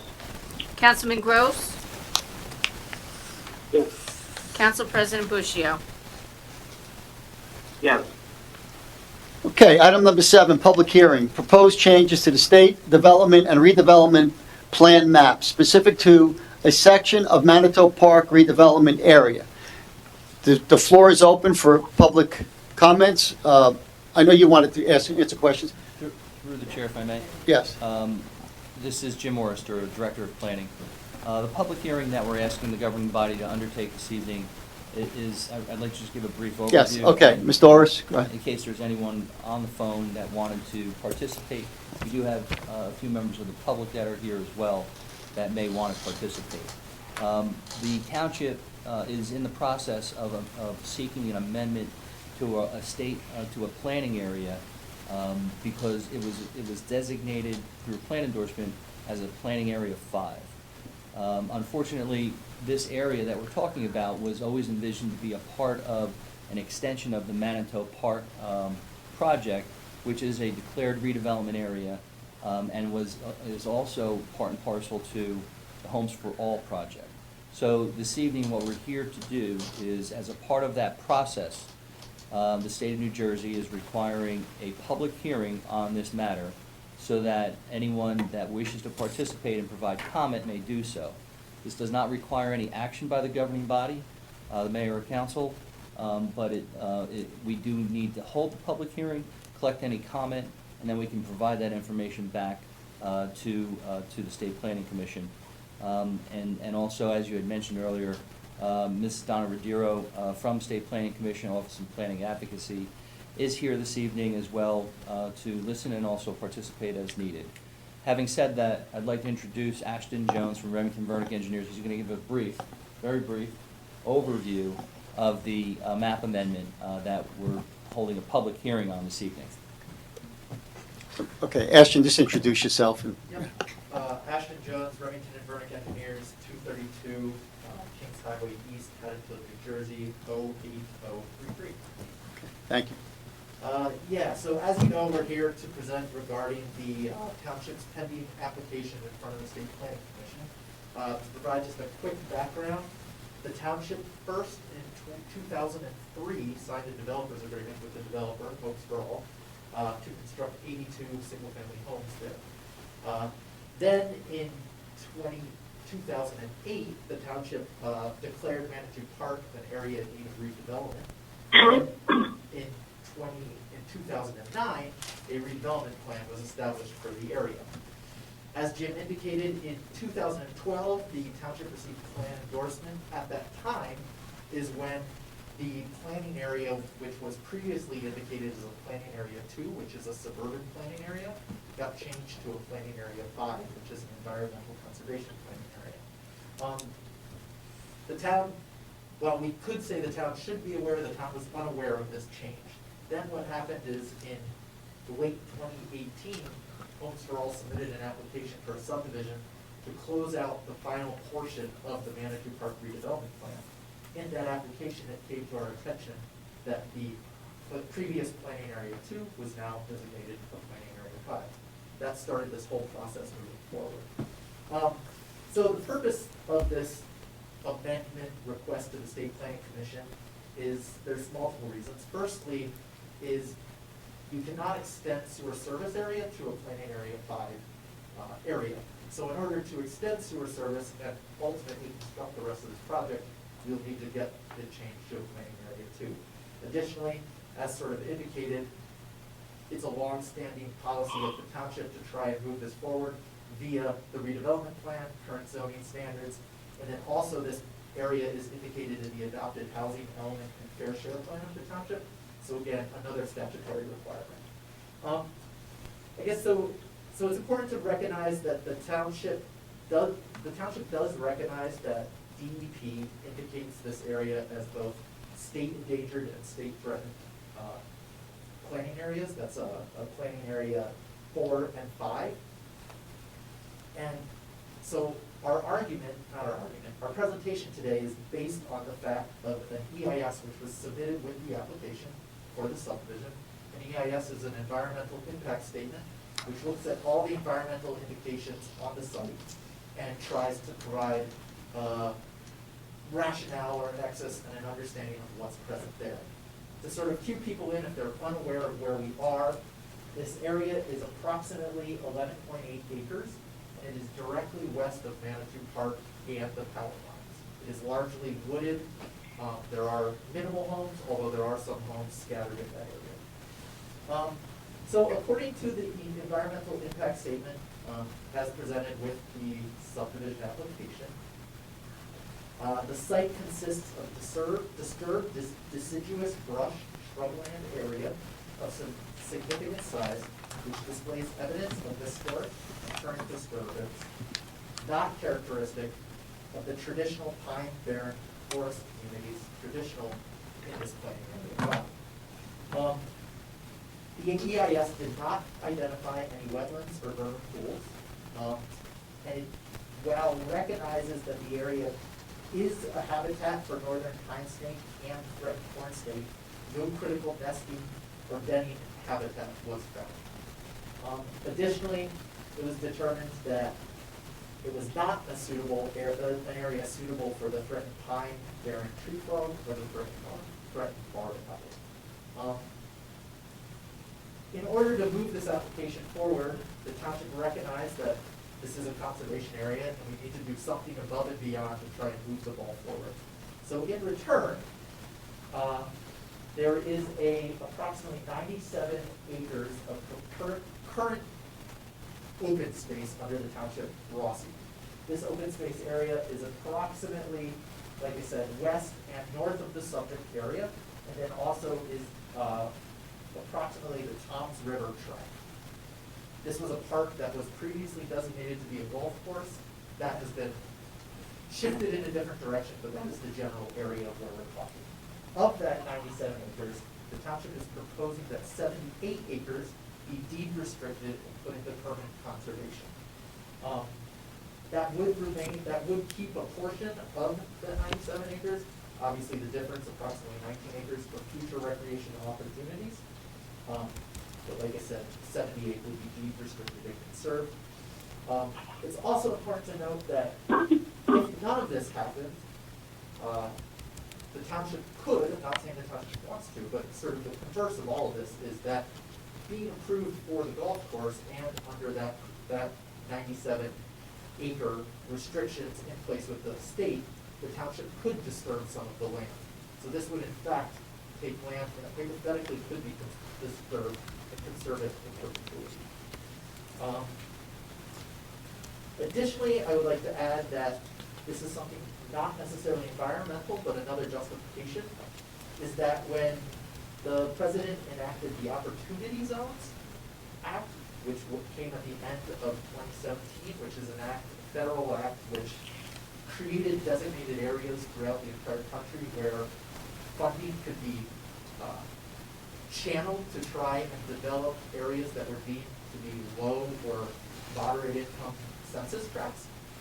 This area and the census tract that this area was in was deemed by the state of New Jersey, by the federal government, with the township's input, but was deemed as an opportunity zone. So that's an additional reason on why this maybe shouldn't be considered a planning area 5, but might be considered a planning area 2. Also, again, most of the criteria that goes into a planning area, be it 5 or 2, we do feel that the studies presented indicate that this area is disturbed and could meet the criteria of being a planning area. With that, I close. I just have a quick question. Could you explain the difference between planning area 5 and planning area 2? I'm familiar with the term. So the whole state is divided into actually multiple planning areas, but those are the main ones. Planning area 1 is a metropolitan planning area, so it's your more dense areas. Right. Sort of northern Jersey and in and around Trenton, things like this. Lots of the state, I would maybe even argue, maybe the vast majority of the state is planning area 2, which is a suburban planning area. And so I think the best way of thinking of these is there is a whole bunch of criteria, but basically it's like a density ranking. So you have planning area 1, which is the most dense suburban, which is Berkeley, largely. And then mixed in there, you have pockets of your environmental sensitive. Largely, it's important to note that even back then, probably one of the main reasons for the change in designation is a lot of these areas are determined by looking at statistical information, and the state looks at the data every year. And so what happened was probably at one point it was a planning area 2, better models came out, came forth, and got switched to a planning area 5 because some data points indicated that. Okay. Thank you. Yep. Any other comments? Let me clarify. I'm Donna here. I'm the executive director of the Office of Planning Advocacy and the administrative support of the state planning commission. We are in support of this planning area change, but we also do need to look at some of the environmental requirements and a number of the environmental reports that need to be done. This is also in the CAFRA area, so we need to make sure that it's consistent with the CAFRA rules. Now, we're trying, I know this is a little unusual, but 2 different state agencies are working together to give townships the same answers. And we're working, our state agency partners are DEP. We have EPA as one of our partners to go to. We have a number, about 10 or 12 different state agencies that we work with. So we're in the process of helping DEP review for CAFRA consistency. But we're also, one of the main goals of the state plan is affordable housing, to provide housing that's affordable at a reasonable cost. So we're in support of the project. We just need to go through the process, follow the rules, and make sure that the environmental issues are addressed, because there are some environmental issues. And the one thing that Ashley did say, when we identified these planning areas, this was done in 2007. It's a long time ago, so a lot of things might have changed. So that's why when we look at these things, we look at how we can update them based on some on-the-ground changes. So we do support the planning area change. We just have to make sure that the environmental concerns are addressed. Okay. Thank you.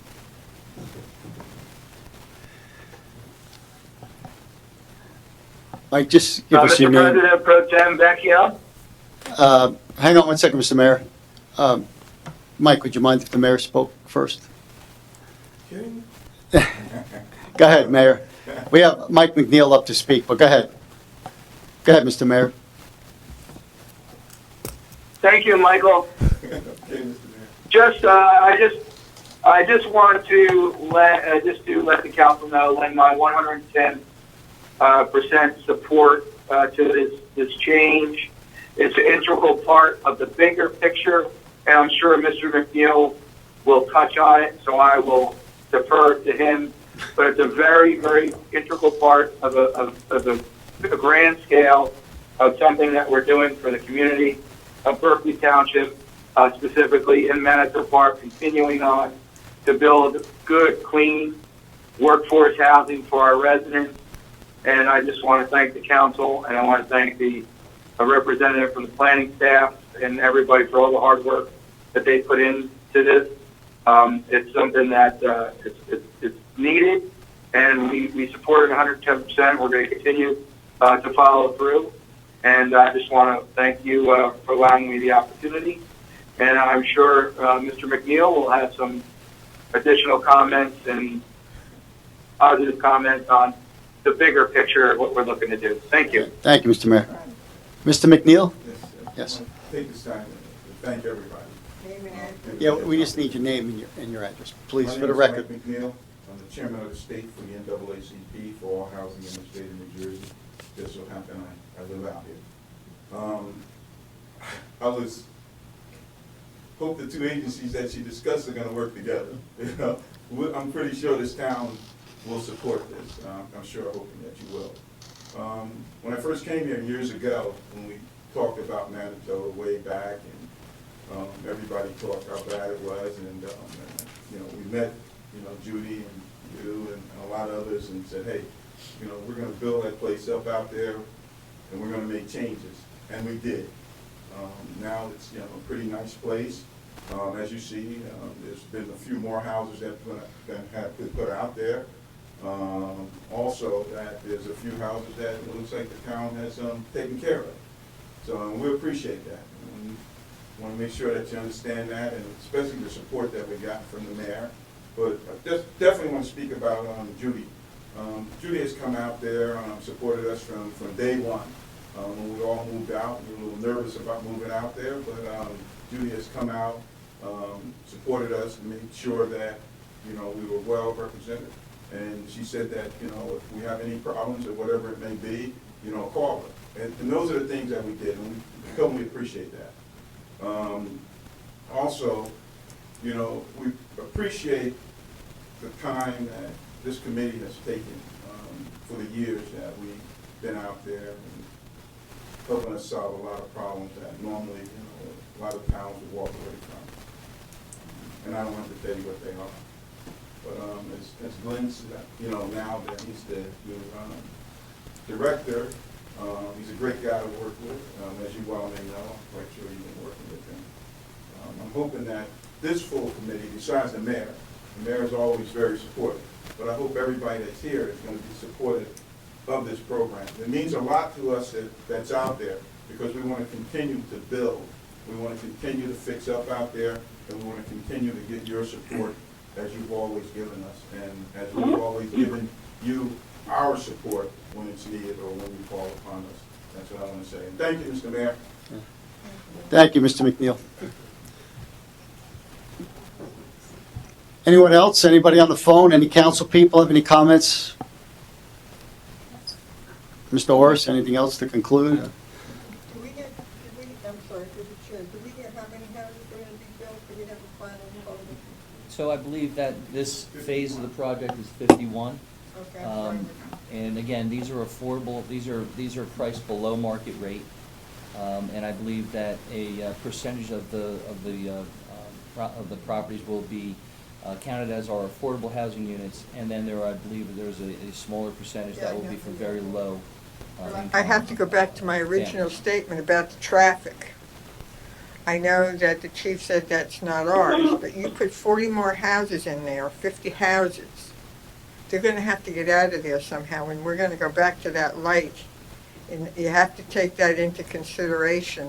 When you put those houses in, those cars have nowhere to get out. You either have to go left, go back to Tom's River, and they're going to come out by that Wawa. That's going to present a serious problem in traffic. We have problems out there now with some of the roads and some of the traffic, because the roads are very narrow, and we need more lights. I know that sounds like it's not important, but it will be down the road a very serious problem with the traffic. Thank you.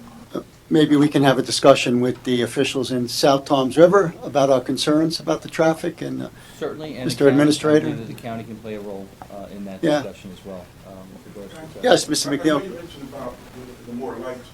Would it make more sense to have a light that let you go left? That's what we get my Because I guess I don't know if there's any place else to put another light, but we definitely need something to let us go left. Because I don't know if you realize that the traffic that's coming in off the highway, off of Railroad Avenue, that's coming around, then you got the Wawa traffic, and then you got all of us trying to come out there, and we cannot. Sometimes you got to wait there for like 4 lights or 5 lights to actually get out.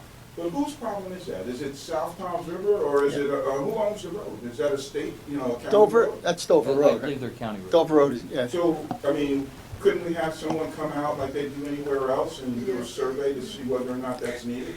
I'm not laughing at you, but that's the DOT. That could take Right. years. Well, No we got- offense. We got a mayor that knows how to cut through things. And part of our process that we go through. You're working with the DOT? I can't speak for the DOT, but I can bring them to the table. Well, we need them, yeah, we would need them in this case, yeah. Thank I you. can bring them to the table, I can't speak for them, no. But we could do some things in the background of pushing that also. Okay. Thanks, Mike. So there's just one other. Yes, Mr. I agree. Through the chair. So this is one part of the process that the town is going through. The mayor and council have been very proactive in employing proper planning for our community as we grow and providing opportunities for our families and our businesses. And this is just one additional aspect of the overall plan for Berkeley Township. So traffic would be a consideration. But most importantly, I just wanted to let you know that Berkeley Township is in the middle of our biannual report as well. So we're going through all of our items that we agreed to address as a part of plan endorsement, and we're revisiting that. And this is all happening concurrently with this map amendment. That's the subject of the public hearing this evening. So again, credit to the mayor and council, should be given very high credit for all the progressive approaches that you've taken to improving our community. Thank you. Okay, let's go to item number 8, Resolution 20-27R, consent agenda. I'll make the motion. Well, hold on, Judy. Sorry, Councilwoman Nunes. So we're going to go from Resolution 20-228R to Resolution number 30, Resolution 20-257R, excluding number 11, Resolution 20-238R. So we need a motion. I'll make that motion. Councilwoman Noonan. 11/2238 down to 20-257. Okay, Councilwoman Noonan made a motion to approve. We need a second. I'll second it. Councilwoman Gingrich, second. A roll call? Councilman Bacchione, Yes. Councilwoman Gingrich. Councilwoman Gingrich, Yes. Yes. Councilman Burns,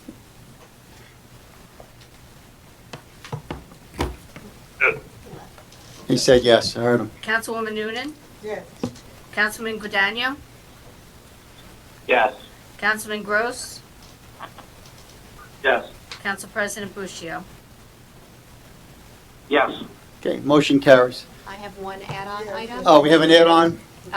Yeah, it's Resolution 20-258R. That's the resolution you discussed tonight, renewing the mayor and council's request for the reappointment of Councilman Bacchione to the Natural Lands Trust Advisory I'll make the motion. Committee. We have a motion on the floor to accept. We need a second. Second somewhere? Second, please. Yes, second. Second. Second. Is that Councilman Guadagno? Roll call, Councilman Bacchione, Yes. Councilwoman Gingrich, Yes. Councilman Burns. Burns? Burns? And- You got a yes on it. Councilwoman Noonan, Yes. Councilman Guadagno, Yes. Councilman Gross, Yes. Council President Bushio. Yes. Okay, so it carries. We need a motion to close the meeting and adjourn. Through the chair, if I can. Oh, hold on, we have a, this Just is, want to be sure, I may have You're late. jotted it down wrong. I had a note about another add-on for the waiving the permit fees for the golf outing, or no? We did vote on it, We just did a motion for it. Yeah, that's what I mean. We did a So I think motion, that- I think you did a motion to put it on for a vote, just like the other one, so I think it has to be acted on, but I'm not sure. It could be today or another meeting. I just missed that one. I just don't know when What- the event is coming, Yeah. that's why I thought Yeah. you might want to do it. Hold on a minute. July. Not sure, sorry.